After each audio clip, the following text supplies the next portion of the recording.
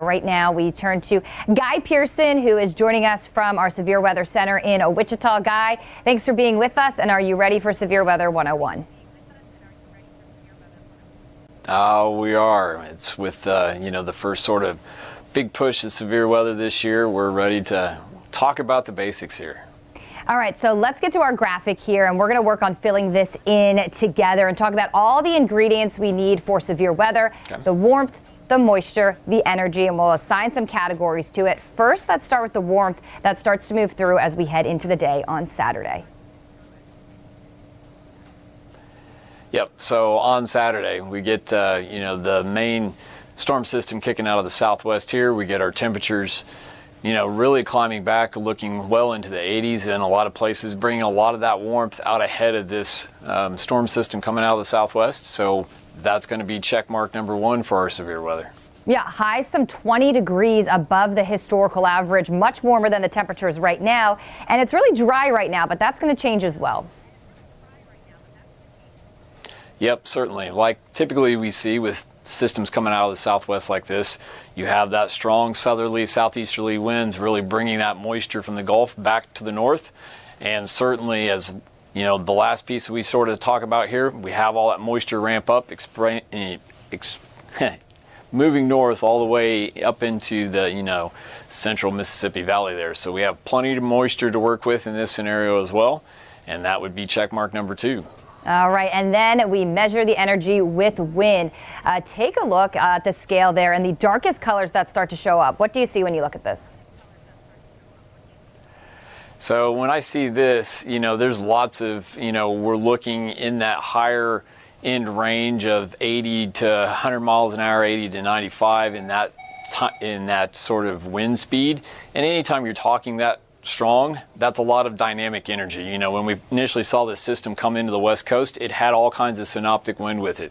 It's bringing that energy, it's traversing the southern Rockies, and as it starts to eject out here, that energy is going to ramp back up, especially as the surface low then starts to develop very late in the day tomorrow, and especially tomorrow night. So all the check marks are listed when we look at the warmth, moisture, and energy. Some of these you could argue maybe more of a medium high, but when we look at our severe weather risk, we do have the high risk there, especially central into Mississippi. Yep, certainly. We do have, all the main ingredients we need for severe weather to occur. And then most often, it's how do all those come together at the time, and then which then determines how big an event unfolds. So we have everything sort of put together here, and certainly northeastern Louisiana across Mississippi into even southwestern Tennessee near Memphis there. That's going to be the primary area. That will be towards later in the day. So we're, I know the sun's up a little bit later now. Sunset's not quite as early, but still we're talking, as the severe weather is going to start to ramp up, probably more in the 4 to 6 o'clock time range across the western half of that high area. But as it moves east across, it will be nightfall, and so you certainly want to be aware of what's going on in the evening hours, 8 to 10 o'clock across this area, because that's really when it's going to be moving through. It will be dark. You need to be paying attention to the AccuWeather app and understanding what's going on with the weather around you, as well as other sources as well. And Guy, when we talk about tornadoes, all tornadoes can be deemed strong, but when your team warns of strong tornadoes, exactly what kind of strength are we looking at?